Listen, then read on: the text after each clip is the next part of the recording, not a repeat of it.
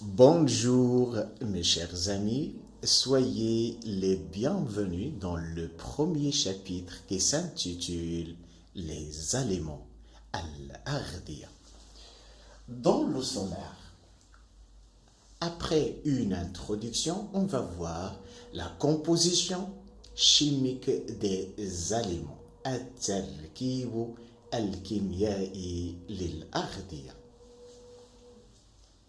Les aliments consommés nous apportent de l'énergie nécessaire à notre activité, ainsi les matériaux indispensables à la construction binaire ou fonctionnement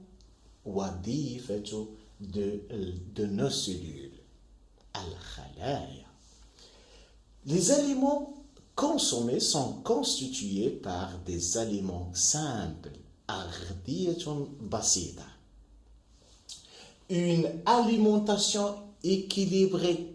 Quand est-ce on dit que notre alimentation est équilibrée? Tardiyatun mutawazina doit couvrir d'une part les besoins quantitatifs, al-hajatu al-kimmiya, c'est-à-dire les besoins qualitatifs de l'organisme. Alors, la question majeure qui se pose maintenant, comment identifier la composition chimique des aliments? كيف يمكننا التعرف على التركيب الكيميائي للأليمents؟ Alors, pour répondre à cette question, on va recourir à réaliser certaines manipulations, تجارب, expériences. La première expérience a pour objectif la mise en évidence. La mise en évidence, al-kashf, identification de quoi? La présence de l'eau dans le pain. Donc, comment on va dire, ou bien on va identifier la présence de l'eau dans le pain? On sait déjà que le pain, pour préparer le pain, donc les mamans ajoutent ou bien utilisent de l'eau. Mais dans notre expérience, on va voir comment on peut relever la présence de l'eau dans le pain. On a pris comme exemple d'un aliment le pain parce que le pain, c'est un aliment le plus utilisé dans nos repas. Donc, la même chose pour les autres aliments. On utilise la même expérience, on utilise la même manipulation. On peut mettre en évidence, à retenir, mettre en évidence, identifier, al-kashf. On peut mettre en évidence la présence d'un aliment simple à l'aide d'un réactif chimique spécifique. En effet, il existe autant de substances qui permettent l'identification des aliments simples. Les substances chimiques, les réactifs chimiques, al-kashif, al-kimyai. Alors, pour mettre en évidence la présence de l'eau, on utilise ce protocole expérimental. Dans cette manipulation, on utilise un tube AIC, أنبوب اختبار, dans lequel on met un morceau de pain et on le réchauffe. Après un laps de temps, on trouve l'apparition des gouttelettes de l'eau. Quelle est l'origine de ces gouttelettes de l'eau? effectivement, c'est le pain. Donc, comme conclusion, le pain contient de l'eau. Donc, le résultat, c'est tout simplement, c'est l'apparition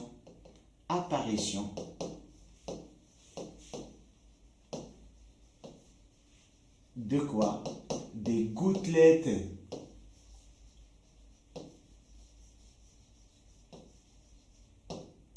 de l'eau.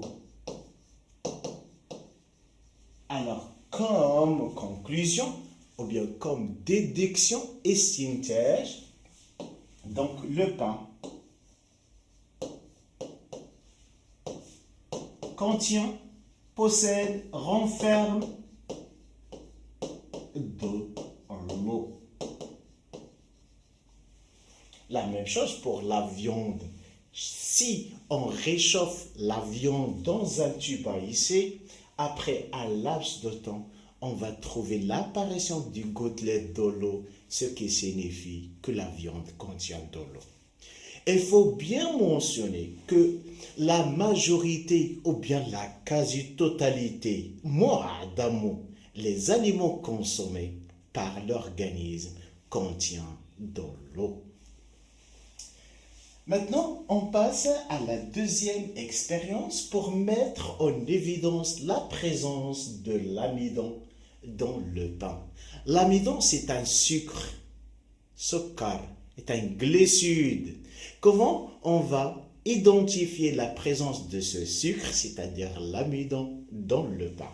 Donc, on va utiliser une autre manipulation dans laquelle on dépose quelques gouttes de l'eau iodée. L'eau iodée, c'est un réactif, c'est une substance chimique dans une tranche de pain. Après un laps de temps, on observe l'apparition d'une coloration violette. Une coloration violette, ceci indique qu'il y a présence de l'amidon. Donc, apparition de quoi? Apparition d'une coloration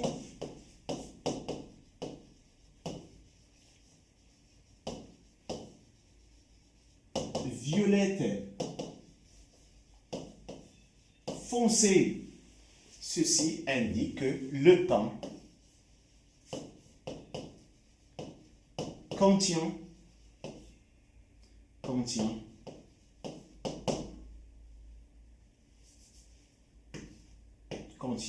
de l'amidon.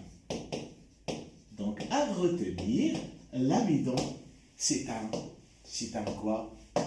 C'est un sucre. C'est un sucre.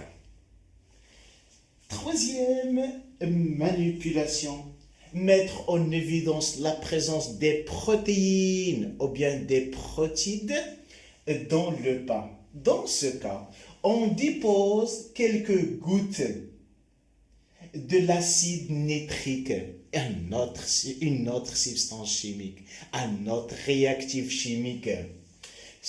Alors, on dépose des gouttelettes de l'acide nitrique sur un morceau de pain, on obtient une coloration jaune, c'est-à-dire le morceau de pain devient d'une coloration jaunâtre ou bien jaune.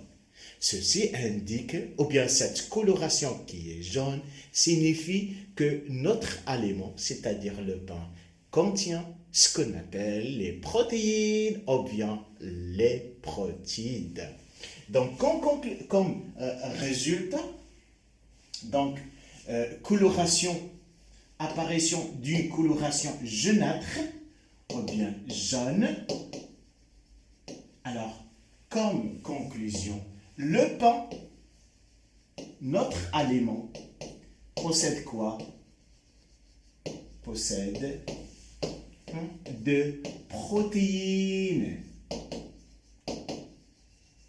Protéines ou bien les protides. Quatrième manipulation. mettre en évidence la présence de lipides. Lipides, ce sont les matières grasses. الدهنيات. Dans ce cas, on frotte quoi? On frotte un morceau de l'amande. أو قطعة من اللوز. On a substitué, on a changé l'aliment, c'est-à-dire le pain, avec l'amande. Alors si on frotte de l'amande sur un papier blanche, après un laps de temps, on obtient une tache translucide. Tache هي بقعة شفافة.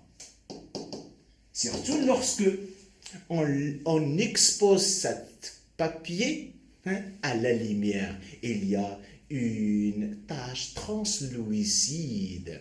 Ceci indique que l'amande contient de quoi? Contient de lipides.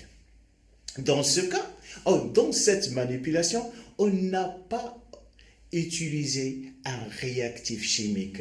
C'est une sorte de manipulation. Il suffit de frotter l'aliment étudié sur une papier blanche. L'apparition d'une tache translucide indique tout simplement la présence d'une matière grasse ou bien les lipides.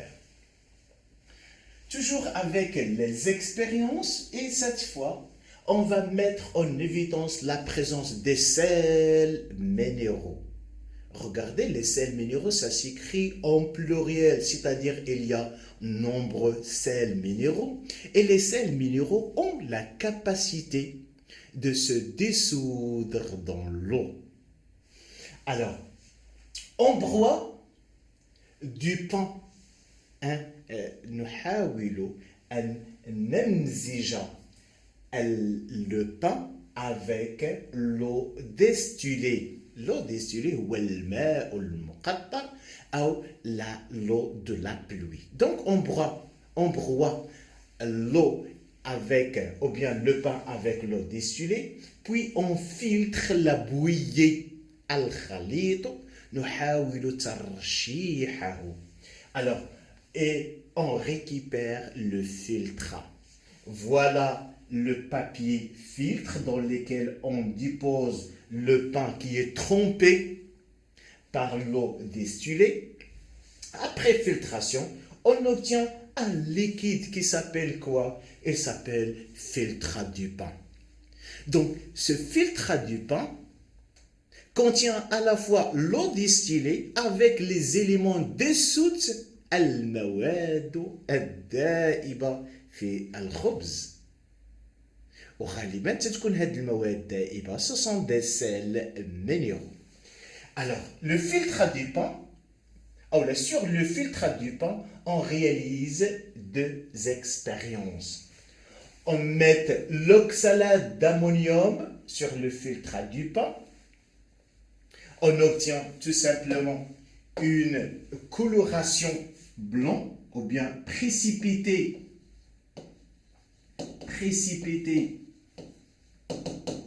blanc. Regardez, précipité blanc, il y a راسب qui sédimente يترسب على مستوى قعر le tube AIC. نفس الطريقة, on ajoute nitrate d'argent, c'est un autre réactif chimique, et dans cette fois-ci, on trouve que la présence d'un précipité blanc, alors, rasibun abiyadun, alors quelle est la différence entre les deux réactions? Le deuxième précipité blanc est noirci, c'est-à-dire qui devient noir avec à la lumière. Lorsqu'on expose ce précipité à la lumière, elle devient noire. Alors, la présence ou bien cet résultat montre, ou bien on peut déduire de ce résultat que le pain, contient quoi? Contient deux sels minéraux différents. Le premier, le sel minéraux que contient, elle s'appelle tout simplement, Naya, le sel de calcium. C'est le sel de calcium. Dans notre expérience, ce sont les chlorures. Amlahu al-chlorat. Alors, les sels de calcium, les chlorures, ce sont deux sels minéraux qui se trouvent dans le pain. Donc, il faut bien retenir, chaque aliment a un réactif chimique spécifique. Dans ce cas, le réactif chimique qui permet d'identifier, mettre en évidence des chlorures s'appelle nitrate d'argent, natsaratu al-fidda. Et pour le sel de calcium, on trouve l'oxalate d'ammonium. Ça se dit en arabe, oxalatu al-ammonium.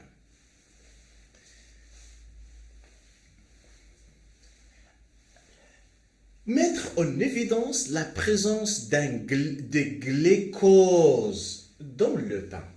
Parlons de glucose, parlons d'un glucide, parlons d'un sucre.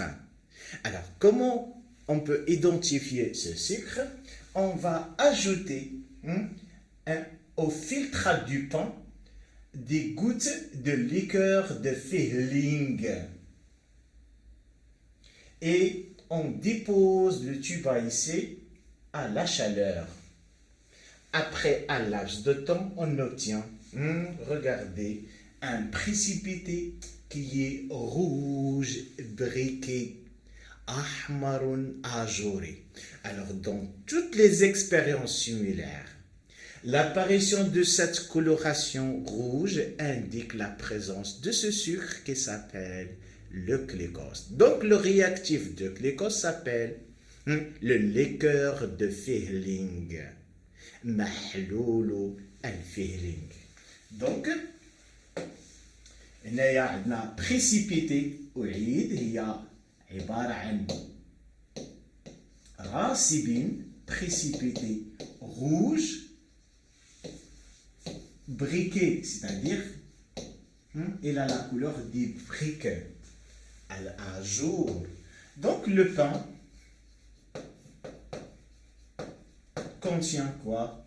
Contient un sucre qui contient le glucose, qui est de nature sucrée, ou bien c'est un sucre.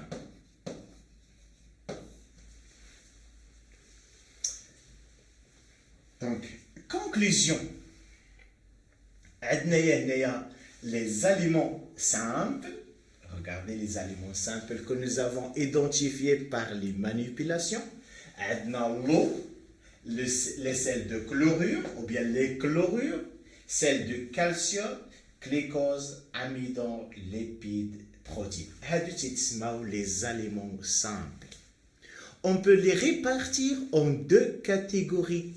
Il y a les aliments, les trois. Les aliments minéraux, أغذية معدنية. Alors pour les autres, ce sont les aliments organiques. أشو الفرق ما بيناتهم؟ Les aliments organiques, ce sont des aliments combustibles. قابلة للاحتراق أي تحترق. Alors que les aliments minéraux ne sont pas des aliments combustibles, ce sont des aliments incombustibles. Alors chaque aliment a un réactif bien défini. Alors, la température ou bien le réchauffement de l'aliment permet d'identifier de l'eau. Et le résultat, c'est l'apparition de l'eau.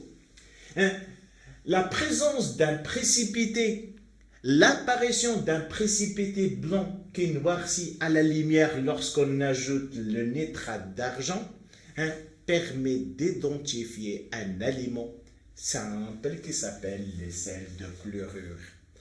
Les sels de calcium, elles se mis en évidence par l'ajout, l'addition de l'oxalate d'ammonium et par comme résultat, il y a apparition d'un précipité blanc.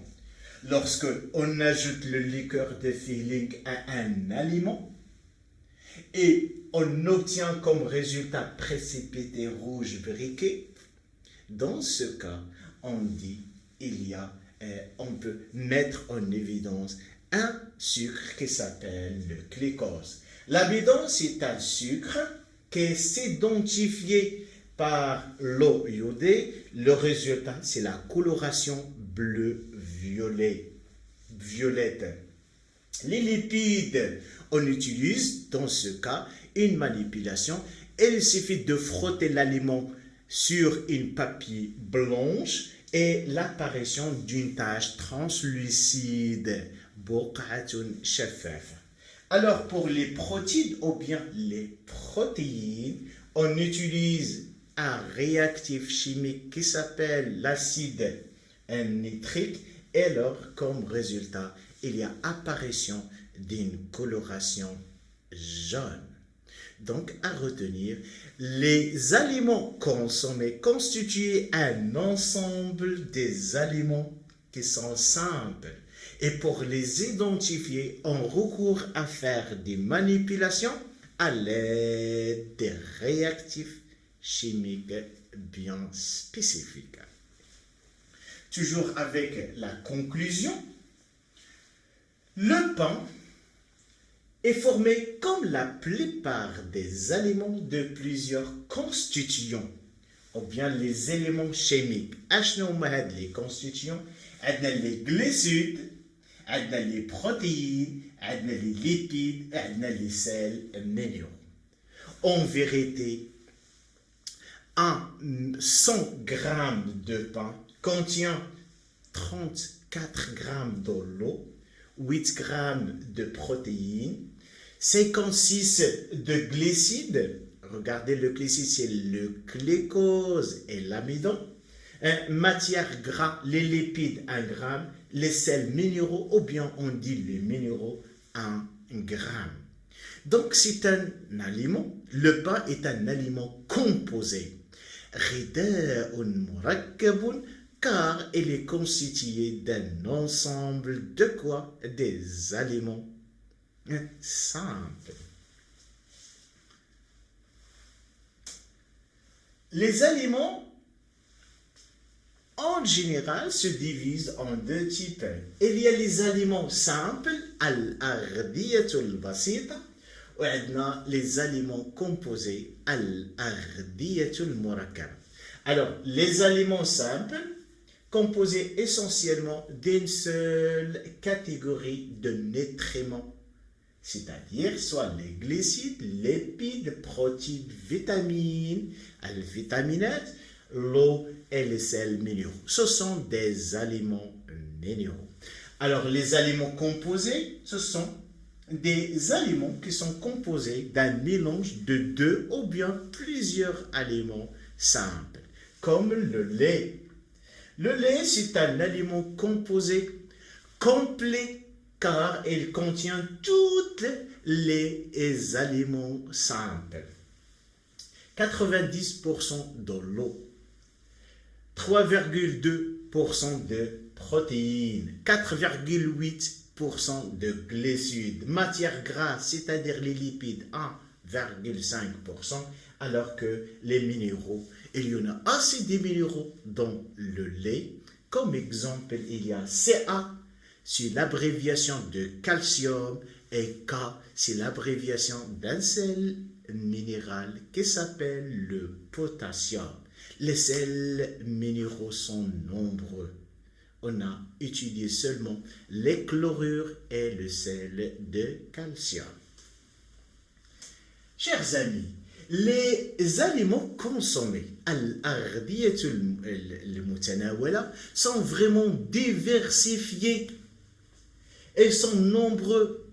Elles peuvent se diviser en aliments riches en protéines, comme les viandes, al-luhum, poissons, œufs, al-baydo, légumineuses, c'est un terme qui indique al-qatani, les lentilles, la fève, de kullum tidkhulu fi itar, les légumineuses.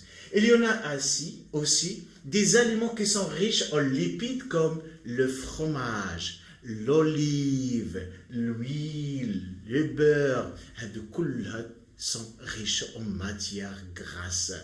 Il y a des aliments qui sont riches en glucides comme le pain, le couscous et le riz. Et il y a aussi des aliments qui sont riches en l'eau et les sels minéraux comme les légumes, les fruits, le lait, etc.